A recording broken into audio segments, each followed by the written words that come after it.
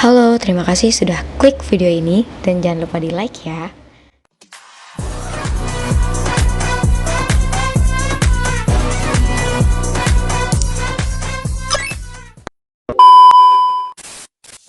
Oke, kembali lagi di segmen belajar bareng Okai.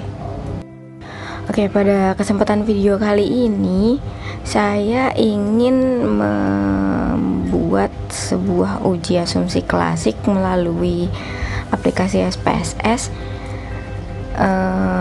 Apa sih itu uji asumsi klasik? Uji asumsi klasik adalah persyaratan statistik yang harus dipenuhi pada analisis regresi linear berganda yang berbasis ordinary least square atau OLS.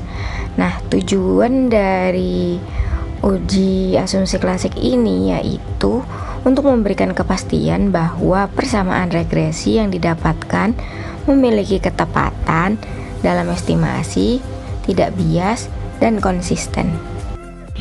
Apa aja sih yang ada dalam uji asumsi klasik? Yang pertama yaitu uji normalitas, yang kedua uji heteroskedastisitas, dan yang terakhir yaitu uji multikoleniaritas. Nih saya tulis dulu ya sebentar. Oke, di sini kita langsung masuk ke aplikasi SPSS-nya. Sebelumnya saya juga sudah memiliki data dari repositori UMB, jadi tinggal di copy aja ke dalam aplikasi SPSS ini. Jangan lupa variabel view-nya diisi dulu ya, seperti ini X1, X2, dan Y. Terus desimalnya juga diganti jadi 0 aja. Sebenarnya ini opsional ya. Lalu yang labelnya ini bisa ditambahkan sesuai dengan judul tabel yang di atas ini. X1 pemahaman perpajakan, lalu X2 persepsi wajib pajak UMKM, dan yang Y-nya insentif VPH final 0,5 ditanggung pemerintah. Masuk ke data view, terus ini langsung di copy paste aja hasil dari kuesioner yang sudah didapatkan. Hanya isinya saja ya, korespondennya tidak perlu diisi. Lalu kita mulai uji asumsi klasiknya.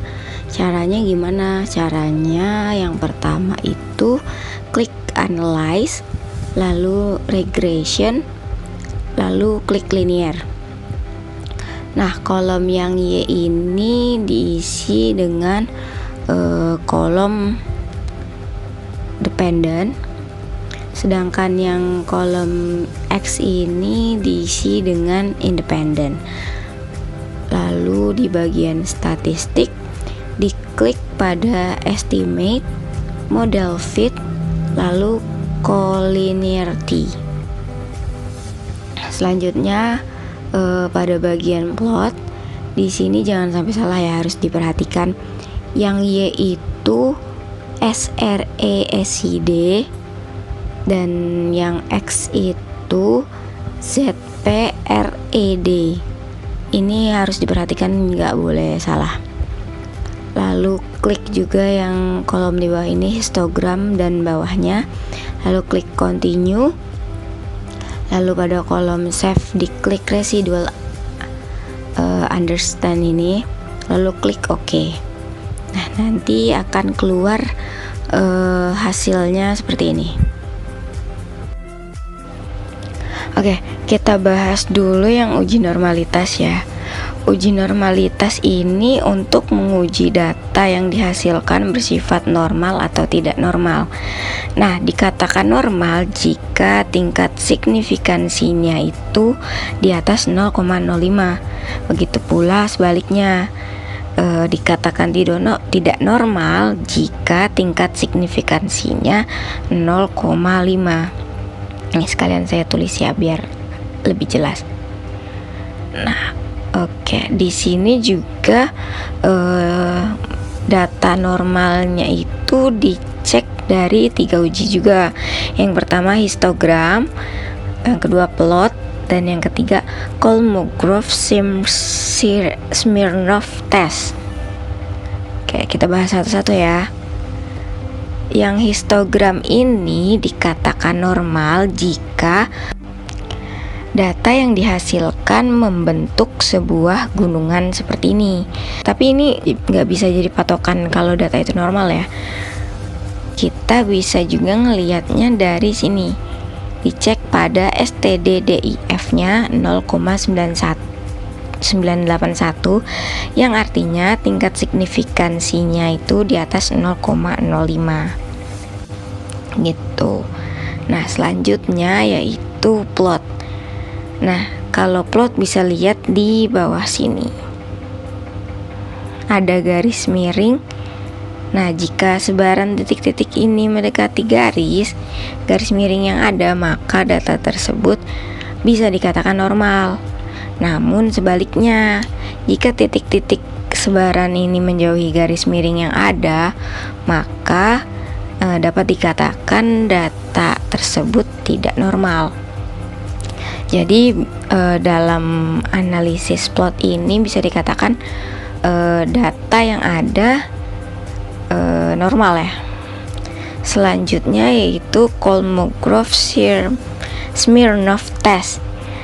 Kita harus bikin analyze lagi ya. Di sini klik pada analyze, lalu non parametric, klik legacy dialog, lalu sampel KS seperti ini. Nah, nanti dia bakal keluar lagi hasilnya. Oke, dari data ini mana yang dilihat?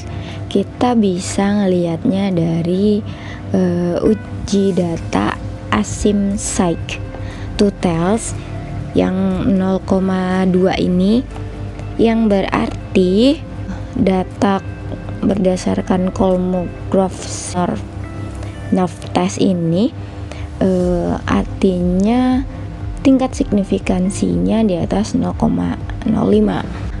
Jadi kesimpulan dari hasil uji normalitas data yang ada dapat dikatakan bahwa data tersebut normal. Oke, selanjutnya yaitu uji heteroskedastisitas. Nah, dari hasil uji heteroskedastisitas ini menggunakan grafik scatter plot yang mana memperlihatkan bahwa titik-titik penyebaran secara acak serta tersebar baik di atas maupun di bawah pada angka 0 pada sumbu Y, yang artinya tidak terjadi heteroskedastisitas pada model regresi, sehingga model regresi layak untuk dipakai. Seperti ini, contohnya dia kan menyebar ya.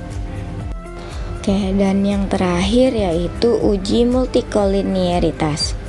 Nah, uji multikolinearitas ini apabila VIF atau variance inflation factor itu nilainya lebih kecil dari 10 dan tingkat clearance value-nya di atas 0,1, maka dapat disimpulkan data tersebut tidak multikolinearitas. Nah, ngelihatnya di mana? Ngelihatnya dari sini. Nah, data yang diperoleh itu IF-nya menunjukkan 2,704, yang artinya lebih rendah dari 10, dan tingkat toleransinya itu 0,371, di atas 0,1, sehingga bisa dikatakan data yang ada ini tidak multikolinearitas. Dapat ditarik kesimpulan bahwa hasil output dari uji asumsi klasik ini sudah tepat dan dapat dipertanggungjawabkan.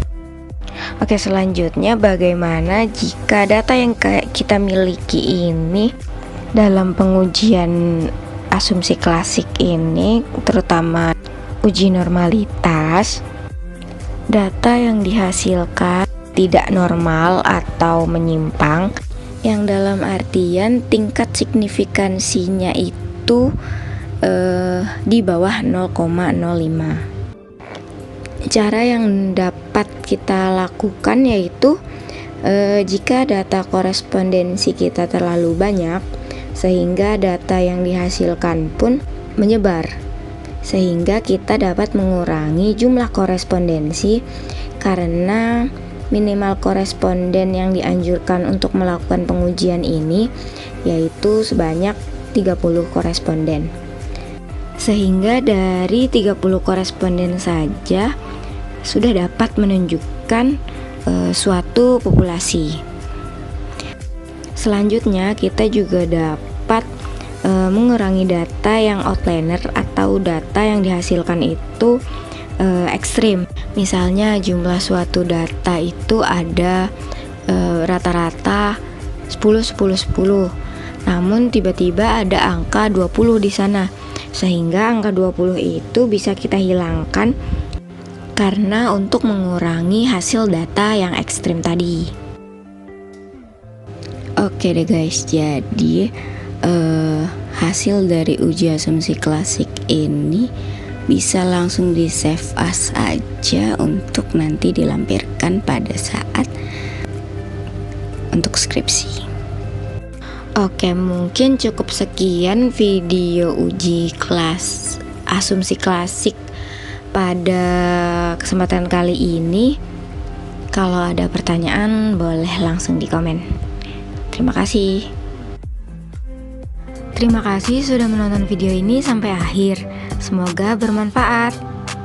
Sampai bertemu di video selanjutnya.